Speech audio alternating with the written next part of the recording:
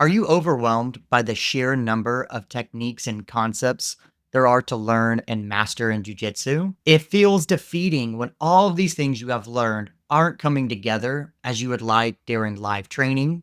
And a common signal to me that students struggle with this is when they say, I know a lot of stuff, but I can't figure out how to make it all connect and work together. So in today's video, we will explore why endlessly collecting more techniques or hunting for the next best concept is likely sabotaging your progress more than it's actually helping. And then we'll dive into the aspect of how you can start building your own personalized jiu-jitsu game.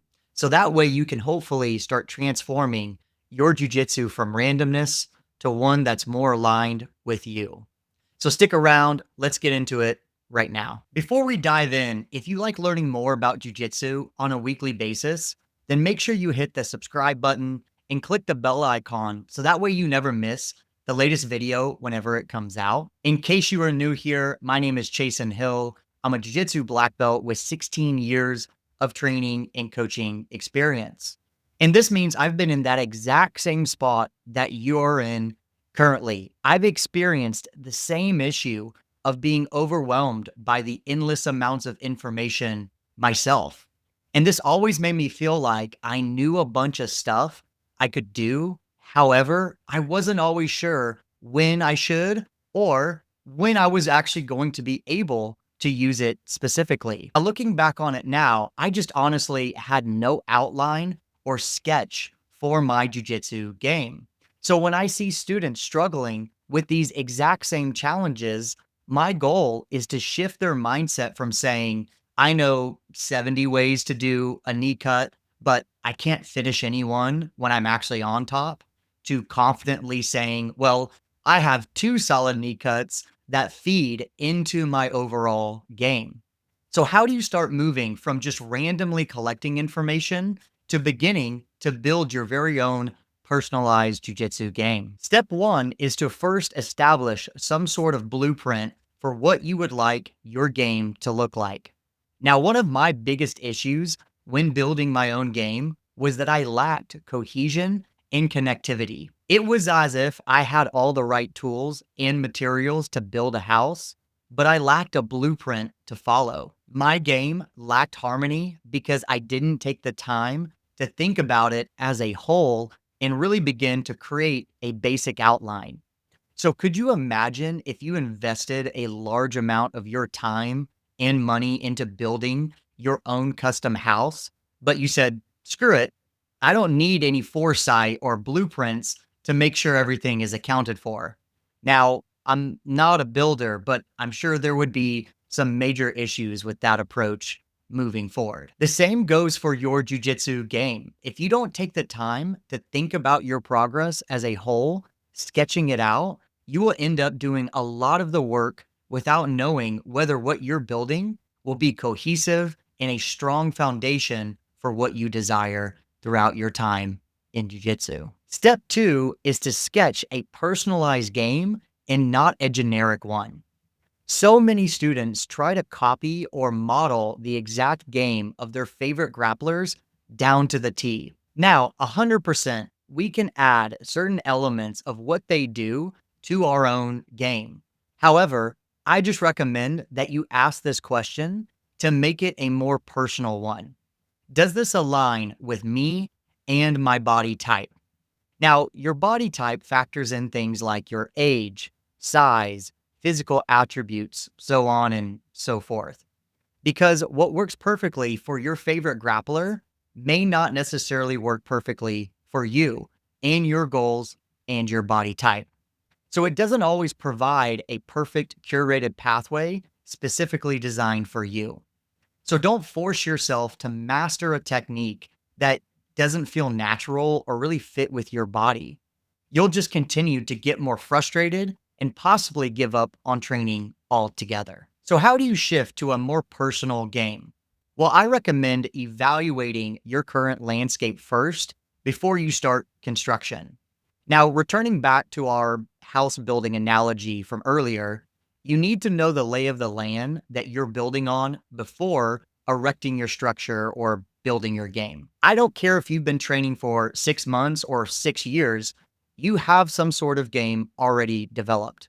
You might have developed it very passively without knowing, but everyone has certain tendencies and preferences, such as certain positions or escapes they default to doing. This is your current jujitsu landscape, and I would highly recommend you start surveying it before you begin building.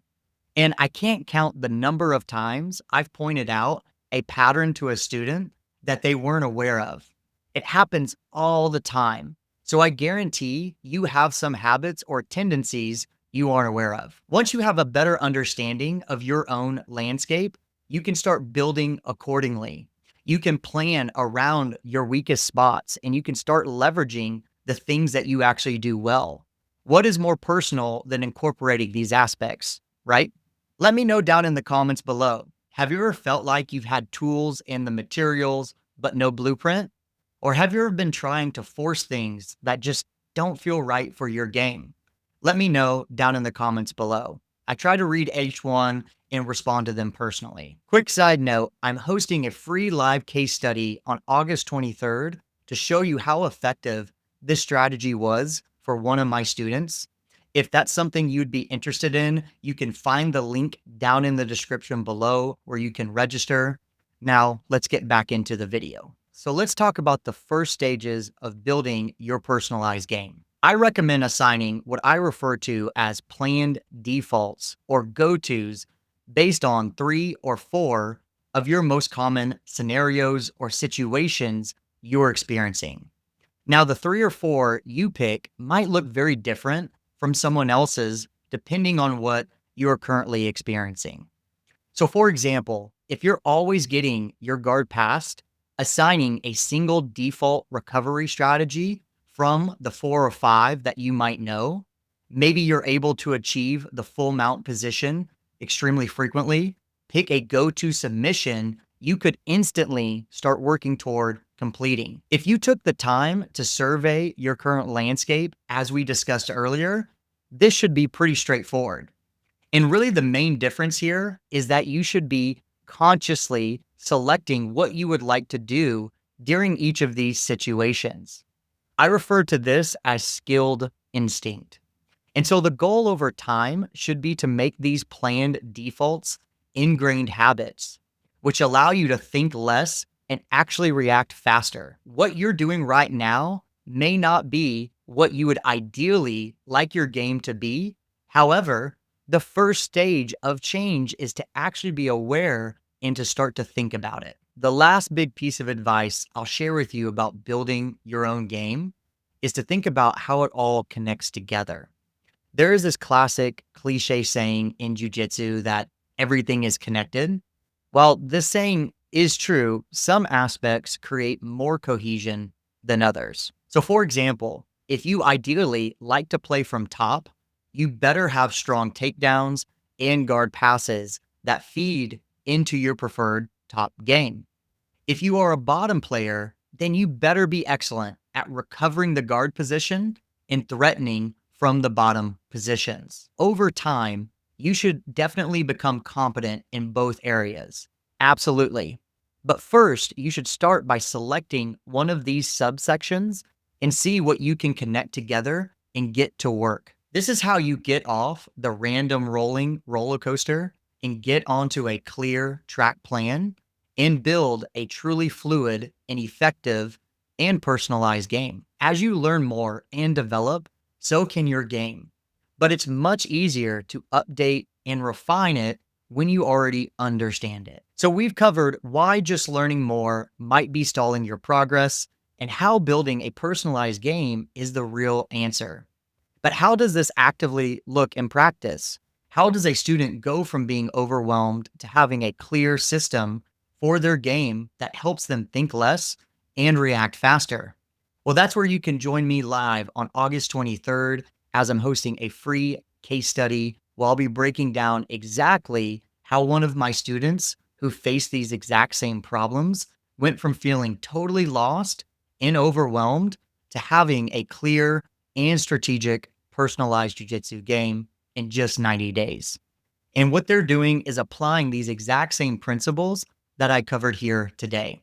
So, this is your chance to dive deeper into this strategy moving forward. So, you can find the link down in the description to register for this free event. Make sure you do it now because space is relatively limited. So, if you got value from this video today, make sure you hit that like button. Make sure you're subscribed, you ring the bell so that way you don't miss any future videos. And now check out some of these related videos right here on more improving your jujitsu. And I'll see you next time.